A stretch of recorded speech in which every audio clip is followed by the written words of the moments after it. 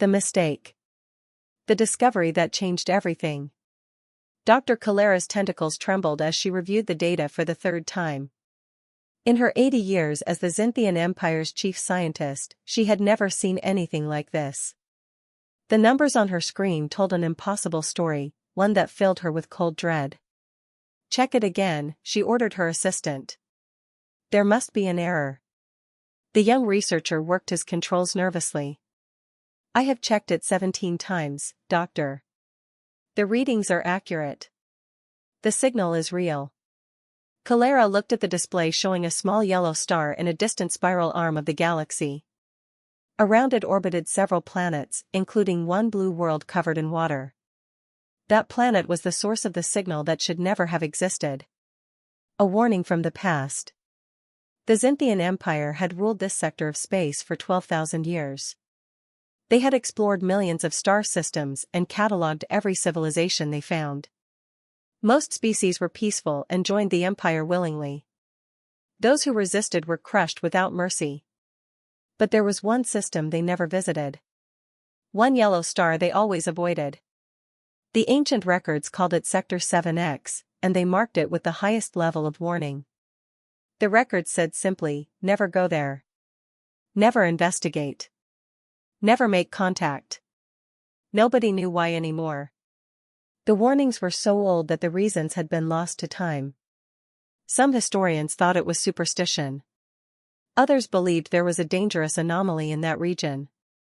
But everyone agreed on one thing: you did not ignore warnings that had lasted for 12,000 years. Now, Kalera was staring at an active signal coming from the Forbidden System. Someone in Sector 7X was calling out to the stars. Someone on that blue planet was broadcasting their presence to the entire galaxy. The Council's decision. Kalera brought her findings to the Grand Council, the ruling body of the Zynthian Empire. 50 of the oldest and wisest beings in the galaxy gathered in the Great Chamber to hear her report.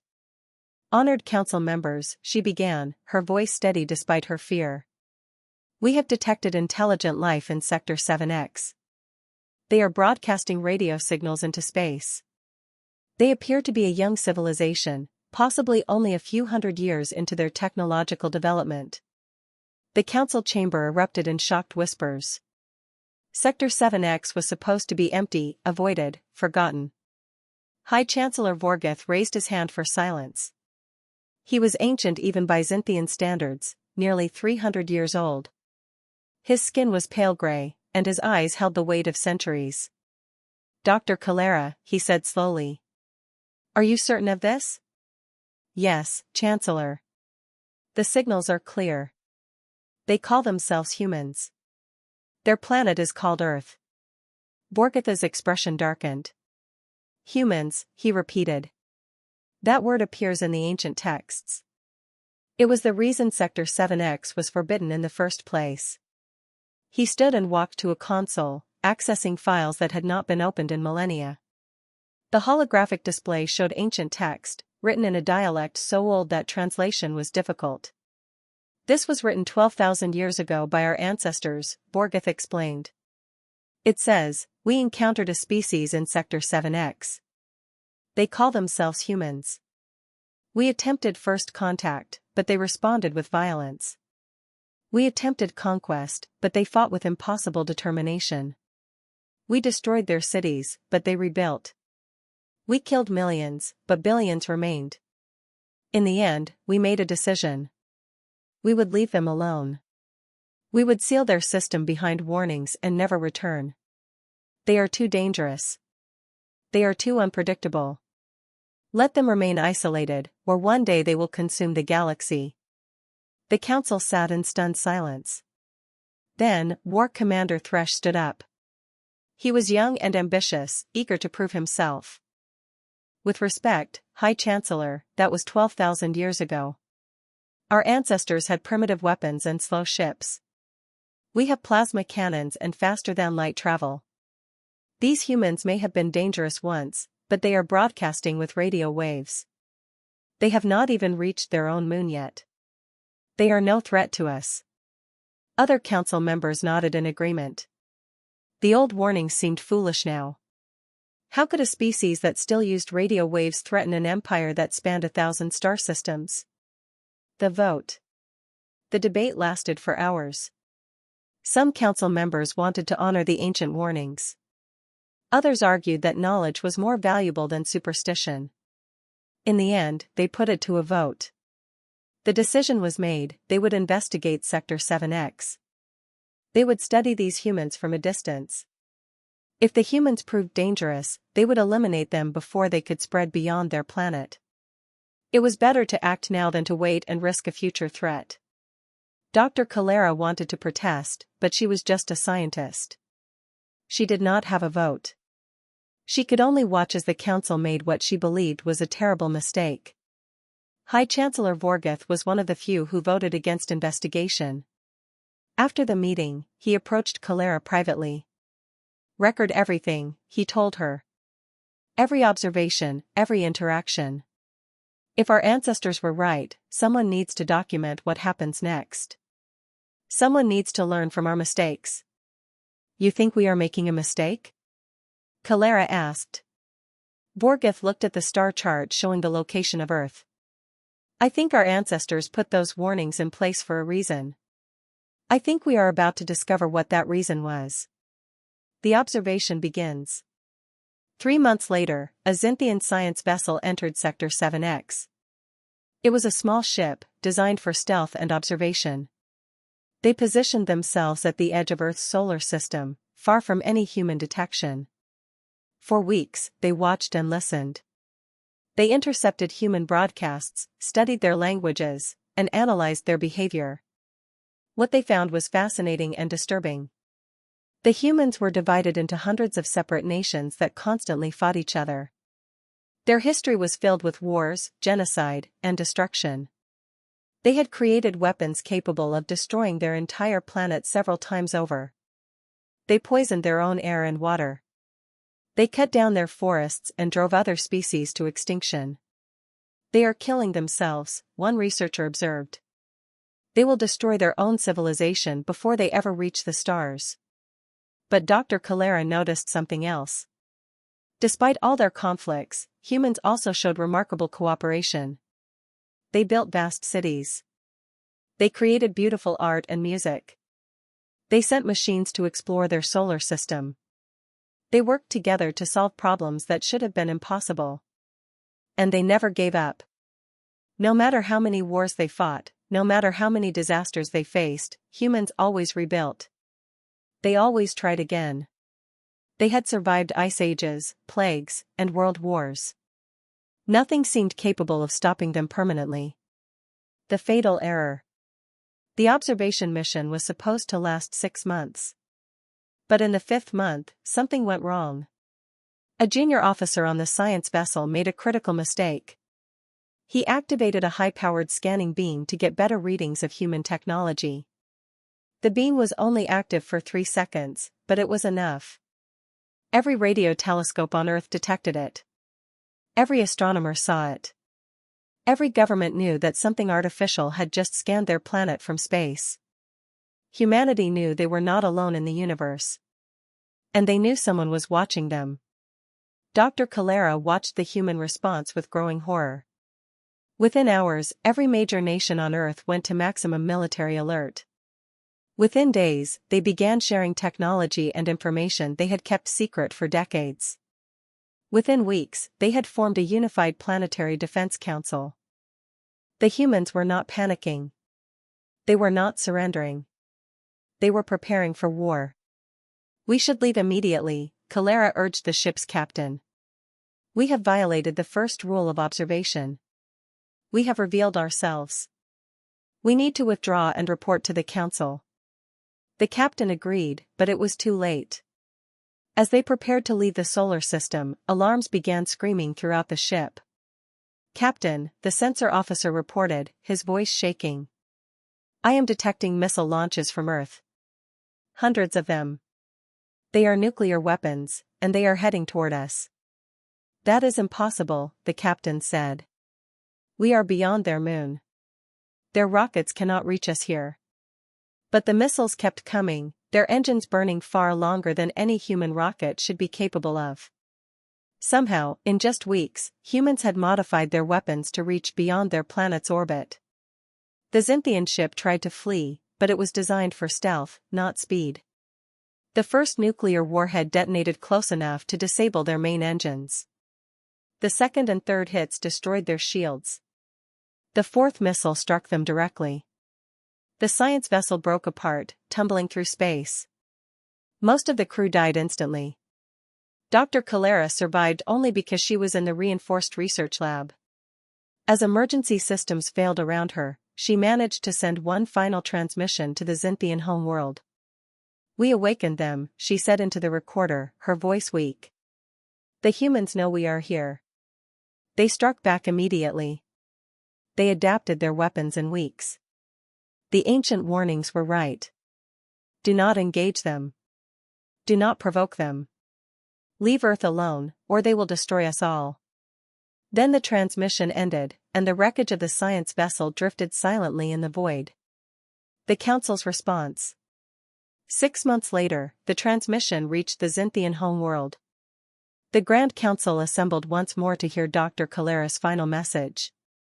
When it ended, the chamber was silent. "They destroyed our ship with primitive nuclear weapons," War Commander Thresh said in disbelief.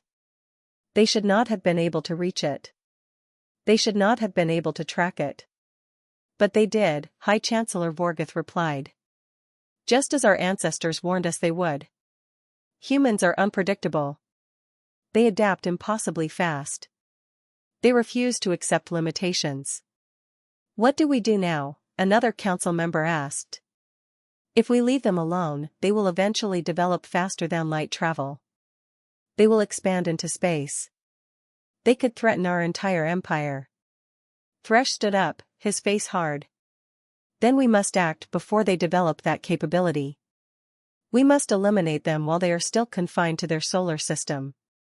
We will send the full battle fleet. We will glass their planet from orbit. We will make sure no human ever threatens the galaxy again." The vote was closer this time, but the decision was made. The Xinthian Empire would go to war with Earth. High Chancellor Vorgoth did not vote. He simply sat in his chair and thought about the ancient warnings. He thought about 12,000 years of peace that was about to end. He thought about an empire that had never lost a war, facing an enemy that had never accepted defeat. And he wondered if his species would survive what was coming, the war we could not win. The fleet arrives. The Xinthian battle fleet emerged from faster-than-light travel at the edge of Earth's solar system. 200 warships, each one capable of destroying cities from orbit. It was the largest force the Empire had assembled in centuries, enough power to conquer 10 civilizations. War Commander Thresh stood on the bridge of his flagship, looking at the blue planet that had destroyed their science vessel. From this distance, Earth looked peaceful and helpless. He found it hard to believe this world could pose any real threat. "Begin the approach," he ordered. "All ships maintain formation. Weapons ready. When we reach optimal range, we will broadcast our demands. If they refuse to surrender, we will demonstrate our power by destroying one of their cities." The fleet moved forward, a wall of metal and weapons advancing on the small blue world. But something was wrong. The closer they got, the more Thresh noticed things that should not be there. The impossible defenses. "Commander," his sensor officer said nervously. "I am detecting objects in orbit around Earth. Thousands of them. They appear to be satellites, but they are armed. I am reading energy signatures consistent with weapons platforms." Thresh frowned. "That is impossible. 6 months ago, humans had barely reached their moon. How could they have built orbital weapons in such a short time?" But the sensors did not lie. Earth's orbit was filled with defensive platforms, each one bristling with weapons. And more concerning, similar platforms surrounded every moon and major asteroid in the inner solar system. "They have fortified their entire region of space," the tactical officer reported. "Commander, they must have had help. No species could build this much in 6 months." They had no help, Thresh realized. They did this themselves. They knew we were coming, and they prepared. He activated the fleet-wide communication channel. All ships, battle alert. This will not be as easy as we thought. Prepare to engage defensive platforms first, then proceed to planetary assault. The first battle. The Zynthian fleet opened fire on the orbital platforms. Plasma beams lanced across space, destroying dozens of satellites in the first volley. But the platforms immediately returned fire with weapons that shocked the invaders. Humans were using kinetic weapons, simple metal projectiles accelerated to incredible speeds. The Zynthians had shields designed to stop energy weapons, but these primitive bullets punched through them like paper. Ships began taking damage, their armor cracking under impacts from weapons that should have been obsolete. Impossible! Thresh shouted. How are their weapons penetrating our shields? His science officer was frantically analyzing the data. Commander, the humans have calculated the exact frequency of our shields. Their weapons are designed specifically to bypass them. They must have studied the wreckage of our science vessel. Of course they did, Thresh thought. They adapted. They learned. Just like the ancient warnings said they would. The battle raged for hours. The Zynthian fleet destroyed thousands of satellites, but there always seemed to be more. And the humans were not just defending passively. From the surface of Earth, massive railguns fired projectiles into space. From the Moon, missile batteries launched waves of rockets. From Mars' orbit, where no one expected anything, hidden weapons platforms revealed themselves. The humans had turned their entire solar system into a fortress. The trap. When the Zynthian fleet finally broke through the orbital defenses and reached Earth's atmosphere, they discovered the real trap. The planet's surface was covered with defensive installations. Every city had anti-aircraft batteries. Every military base had been converted into a fortress. And the humans had dug tunnels and bunkers so deep that orbital bombardment could not reach them. We will have to land ground troops, Thresh admitted. We cannot eliminate them from space. Landing under fire was dangerous, but the Zynthians had no choice. Dropships descended through Earth's atmosphere, carrying thousands of soldiers trained for conquest. But the humans were waiting. As the dropships approached, swarms of aircraft rose to meet them. These were not military jets. Humans had converted civilian aircraft into kamikaze drones, filling them with explosives and programming them to crash into the descending ships. Hundreds of dropships were destroyed before they could land.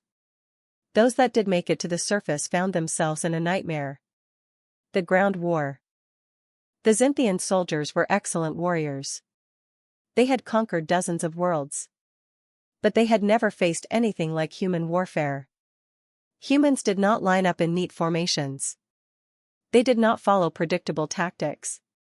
They attacked from sewers and subways. They sniped from ruined buildings. They used improvised explosives hidden in debris. They dressed as civilians and then suddenly opened fire. They even used children as scouts, too small to be detected easily but smart enough to gather intelligence. Every city was a death trap. Every street could hide an ambush. The Zynthians had superior weapons and armor, but the humans had home field advantage and absolute determination. War Commander Thresh watched the casualty reports with growing horror. In the first week, he lost 10,000 soldiers. In the second week, 20,000 more. The humans were fighting like nothing in any military database. They were using tactics from hundreds of different wars across their history, adapting and combining strategies in ways that should not work but somehow did. The revelation. 1 month into the ground war, Thresh received a transmission that changed everything. A human military leader was broadcasting on open channels, speaking directly to the Zynthian fleet. Attention alien invaders, the human said in surprisingly good Zynthian language. You made a mistake coming here. You looked at our planet and saw primitive beings with simple weapons. You thought we would be easy to conquer. The human paused, and Thresh could hear explosions in the background. You were wrong. Yes, we fight each other. Yes, we have wars and conflicts. But do you know why we fight so much? It is because we are very, very good at it. We have been perfecting the art of warfare for our entire history. Every nation on Earth has developed different tactics, different strategies, different ways to kill efficiently. And now we are using all of those techniques against you. The transmission showed images of the fighting on Earth's surface. Xinthian soldiers were being overwhelmed by human forces that seemed to come from everywhere and nowhere at once. You brought 200 ships and 50,000 soldiers, the human continued. We have 8 billion people on this planet. Millions of us are trained soldiers. Millions more are willing to learn. You cannot kill us fast enough to win. And every day you stay, we learn more about you. We study your tactics. We reverse engineer your technology. We adapt. The human leaned closer to the camera. Your ancient records warned you about us. You should have listened. Now you have a choice. Leave our solar system immediately, or we will destroy every ship you have and salvage them for parts. We will use your own technology to build spacecraft. And then we will come looking for your home world. The transmission ended. Thresh sat in his command chair, feeling something he had never felt before, genuine fear.